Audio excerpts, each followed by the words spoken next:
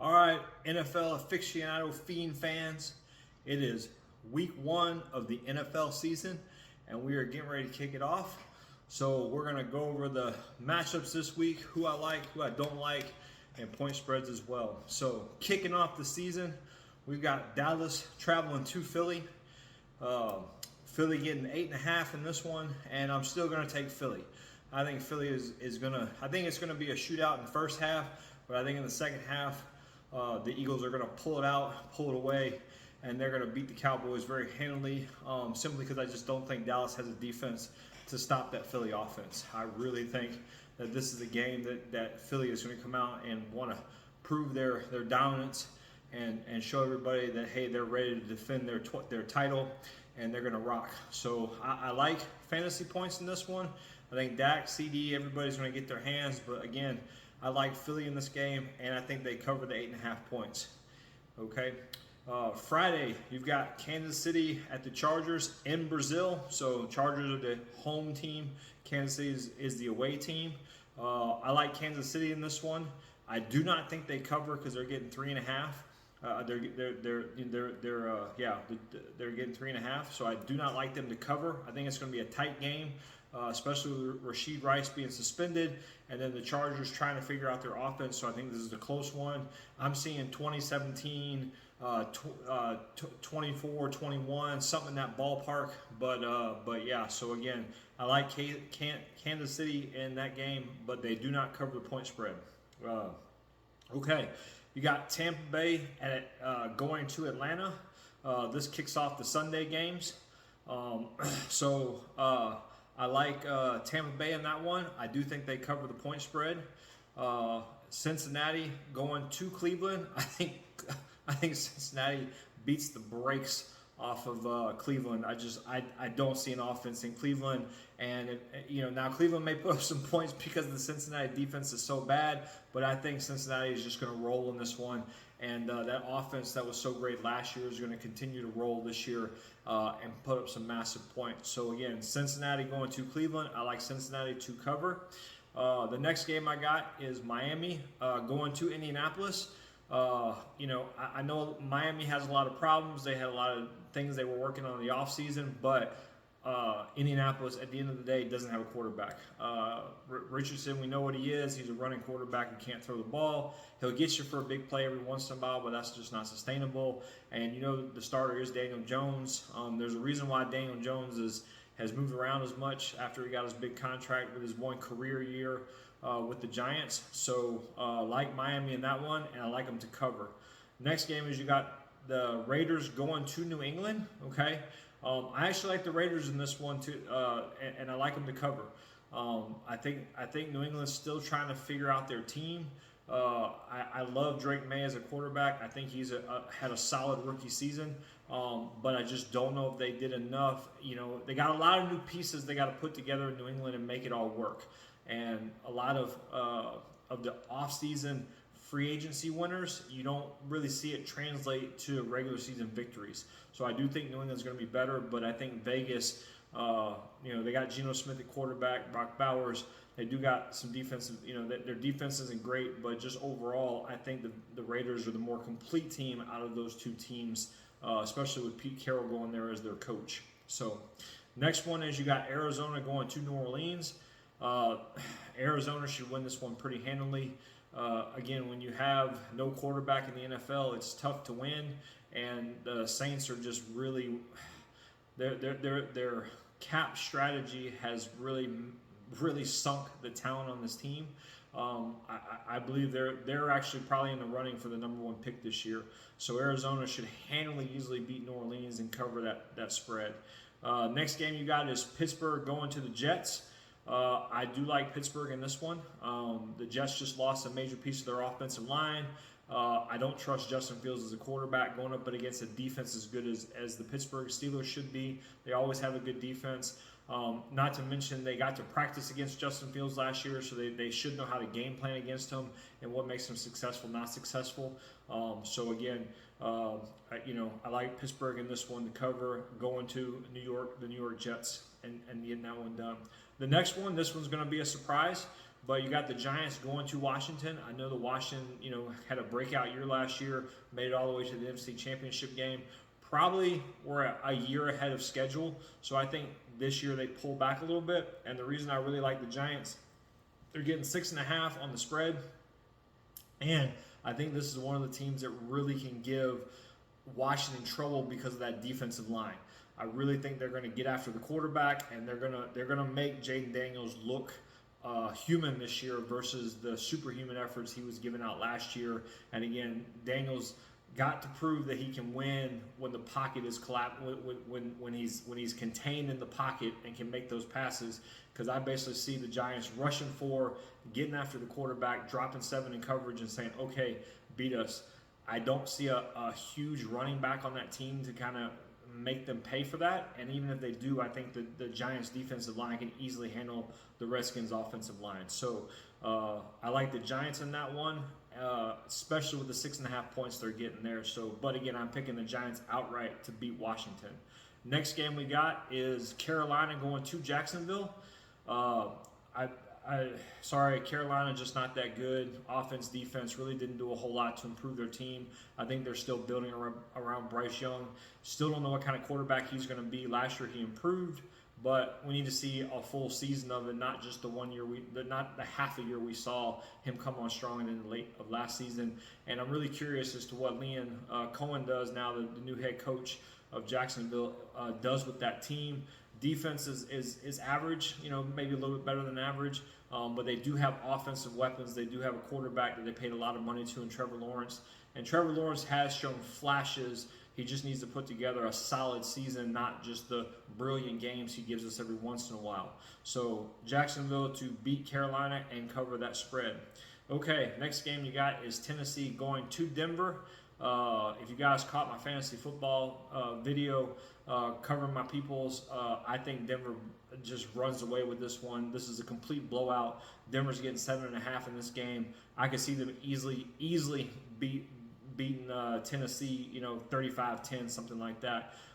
Their defense has been improved. They got one of the best offensive lines. They've improved their offensive weapons, and Bo Nix gets another year to grow under Sean Payton, and Sean Payton is as we know, a quarterback wizard guru. So Denver easily handling Tennessee at home and covering the 7.5 points. Next game we got is San Francisco at Seattle. Again, I just don't have a whole lot of faith in San Francisco this year.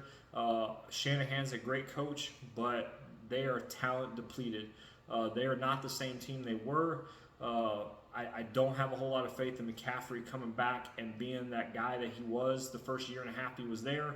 I do like Brian Robinson, that pickup there, but again, they have no receivers. Kittle's getting older. Purdy, he's been a competent NFL starter, but I don't know if he's what I call an elite top 10 NFL guy. Especially, you're really going to find out in the first couple of games when he has no weapons around him. Kind of, hey, the Avengers aren't with him, so, Debo's gone. Ayuk's out. Jennings is still hurt. Don't really know what McCaffrey's going to give. So a lot of questions about that San Francisco team. Seattle, though, they seem to be on the upswing. Really, the only question I have about Seattle is trading out Geno Smith for Sam Darnold. But if Darnold plays as an average starter in this game, I see Seattle win this game very easily, especially being at home. I know it's a division game, which those are sometimes closer than what they are, but I do think there's a massive talent difference between these two teams, and with Seattle having the better overall talented team. So Seattle recover at home against San Francisco. Next game I got is Detroit going to Green Bay. I know that Green Bay made the trade for Micah Parsons. Lots of people are they're Super Bowl contenders now. I didn't have them as Super Bowl contenders to begin with. I don't have them even with Micah. Micah is a fantastic pass rusher, but he can't do anything to stop the run. He's never really, a lot of people have him as, he's the great Lawrence Taylor, and he's the only guy to get 50 sacks in his first 4 seasons. That's all nice, but when the games count and the game-changing plays need to be made, he just hasn't been there. And I think their run defense got worse by trading away Kenny Clark. And you know what Detroit has, the Sonic and Knuckles combination of Gibbs and David Montgomery. Now, they did have some changes to the offensive line, so that could pose some problems there. But I just think Detroit is actually the better team. I do like him to cover because the other reason is I'm just not sold on Jordan Love. He had a great 12-game stretch, but aside from that 12-game stretch, he really hasn't proved to be anything more than just your run-of-the-mill NFL starter, which, again, I know, hey, there's deal, but I think if he doesn't perform this year, Green Bay is really going to question that big contract they gave him after basically a 12-game knock your socks off performance. And last year was the year teams had game tape on him and really, okay, we know how to beat you, Jordan Love. And his best games were when he just chucked the ball around the field and stuff like that. So, okay, so Detroit going to Green Bay. Detroit gets the win and covers. Next game, Houston going to the Rams, okay? This is really an interesting game here because on paper, the Rams should win this game. But I'm looking at the two defenses and which defense is going to get after the quarterback and really wreak havoc on the quarterback better. The Houston, their Achilles heel is that offensive line. They really only have Nico Collins. The running game's questionable right now. Damon Pierce, Nick Chubb, see what they can give. But again, that offensive line, they didn't do anything to improve the offensive line this year. So, and the Rams, they have a good young defense, and they've got 4 guys that can get after the quarterback, especially Jared Verse. That guy is going to be a stud in this league. But I think Houston has the better pass rush, and I just don't believe that Matthew Stafford is healthy. I don't think he's going to get to this game. I think he's going to get knocked around, and I think this could be a long, brutal season of we talking about the Rams if they had a quarterback, or we're talking about the Rams making a trade for a quarterback because Stafford's back is he just can't play a full season. Going in taking epidural shots to play in games just isn't a good sign. So I like Houston to cover going to Los Angeles. I know that could be a controversial pick there, but again, I believe that Houston pass rush is really going to make life miserable for Matthew Stafford, and I doubt Matthew Stafford finishes the game. I'll be honest if he comes out in the second. I'll be shocked if he comes out in the second half with the beating I think he's going to take in the first half. So moving on, Baltimore going to Buffalo. Buffalo getting 1.5. This is really turning out to be an interesting game. Buffalo has a lot of injuries that are sneaking up and showing up on the report. Christian Benford, Tre'Davious White, Keon Coleman, Shakir. I mean, Buffalo has some pieces that are hurt that they kind of really need to be healthy when you're going against a top elite team like Baltimore. Now, the other thing you can say about Baltimore is they start slow, but they have some motivation coming in this year to get some revenge for last year's playoff loss that they got knocked out of, especially after they beat the brakes off the Bills in the regular season. And so going to Buffalo, everybody kind of thought the Ravens had their number, and Buffalo sneaked out the win, caused a couple turnovers and stuff like that. So again, I think it's going to be a tough game. I don't think it's going to be the runaway blowout that it was last year in the regular season. But I do like Buffalo. I do think they cover. It's a 1.5-point spread. I do think they cover, but I think it's going to be a tight game. Field goal at the end wins it, something like that.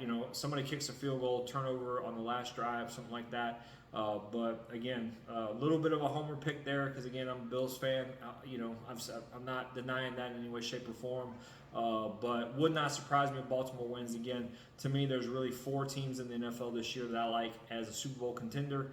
You got Kansas City. Until somebody beats them in the AFC, they're the team to beat. The Ravens, they've been knocking on the door for a couple of years. They have the talent on the team. It's just a matter of when they finally kick that door down. Buffalo as well. They've got the talent. They've been knocking on the door as well. And then I think the Eagles are the only complete team in the NFC that really has a shot. I like the Rams if Stafford was healthy, but Stafford is not healthy, and I think that's going to play out in Game 1 of this year. So, all right, Baltimore losing to Buffalo, Buffalo covering. Last game is Minnesota at Chicago. Sorry, my right was a little scribbly there. Minnesota going to Chicago. I like Chicago in this one, and I like them to cover. I really think Ben Johnson, after watching what he did with Jared Goff and that creative offense he has, I think he has a plethora of weapons out there in Chicago. DJ Moore, Adunze, Swift, the running back. You've got Cole Kmet, Colston at wide receiver. You've got the other rookie wide receiver they just drafted. They traded to upgrade the offensive line, really that interior. And I think this is the year where Caleb Williams, the game maybe slows down for him a little bit, and we start to see why he was a #1 pick in the NFL draft last year. And I think he puts it together and takes on Minnesota. Again, I think Minnesota is good on defense, but I don't think they have talent on defense. I think a lot of it is Brian Flores scheming and making that defense look better than it is, putting players in positions to win. And I just think that and don't forget, Ben Johnson has experience against that defense in Minnesota coming from Detroit. So I think Ben Johnson knows what to do. And then the other side is with the Minnesota offense, we really get to see, again, McCarthy's basically a rookie this year. He missed all of last year. What are you going to get? He's looked great in the preseason, but a lot of people look great in the preseason. So we'll really get to see what Kevin O'Connell can do, and is he a true quarterback guru? And he can take, we know what he did with Sam Darnold last year, career year, got him that big contract in Seattle. So all signs point to good things, but again, until your quarterback actually gets on that field and plays, it's tough to say. Don't forget, Jordan Addison is out for this game. Jefferson still has that questionable tag. I think he'll play, but again, when your #1 guy and your number two guy's out for suspension, and your #1 guy's questionable, and then you get into the tight ends. T.J. Hawkinson, came back from the knee injury last year, looked okay, but hopefully this is, it really takes that second year before players really break out. So we'll see what Hawkinson can do, and then the running game and the running backs. Aaron Jones, again, another year of carries on the bodies. Last year was his most worked year ever, so curious to see if he can produce again. And then you've got the guy coming over from San Francisco, Jordan Mason. Again, solid running back, think he'll do well, but is he a difference maker? Can he contribute to the offense and kind of keep that Chicago defense at bay? Because as good as I think that offense is going to be, I think that defense takes another step this year, and they really put it together. So solid top 10 defense. I think they're going to be a top 10 offense. So I think Chicago is really going to come out and make some noise in that NFC North division this year. In fact, they could be a sneaky guys to be pushing for a division crown. So I think there could be a lot of jostling there in that deal versus what everybody says, hey, Detroit, Minnesota, Green Bay, and then Chicago's in the cellar. I think Chicago pushes their deal. So, okay, quick video, guys. But to recap, I got Philly winning against Dallas. I got Kansas City winning against the Chargers. I got Tampa Bay beating Atlanta. I got Cincinnati covering against Cleveland. I got Miami beating Indianapolis. I got the Vegas Raiders, Las Vegas Raiders beating New England. I've got Arizona whipping New Orleans. I got Pittsburgh whipping the Jets. I got the Giants in an upset over Washington. I've got Jacksonville taking it to Carolina. I have Denver smoking Tennessee. I have Seattle beating San Francisco. I get Detroit taking it to their division rival in Green Bay. I've got Houston over the Rams in LA. I've got Buffalo defending their home turf against Baltimore. And I've got Chicago beating Minnesota for week 1 of the NFL season. So we'll do a recap probably on Wednesday of this coming week to next week to kind of go over where I won, where I lost, and things like that. Love to hear your thoughts. Love to hear your comments on my picks. Tell me where I'm right. Tell me where I'm wrong. Tell me what you think and where we might differ out of opinion. And good luck to everybody's teams. Good luck to everybody's season this year. Hope everybody has great seasons. Again, there's only really one winner at the end of this thing. For all you Kansas City fans and for your three-peat last year, sorry about that. But everybody else is playing for second place. So again, have a fantastic week 1. Hopefully it's great games all across the board. No major injuries. We don't want that. And good luck in your deal. So have a fantastic day. Enjoy the games. And go Bills.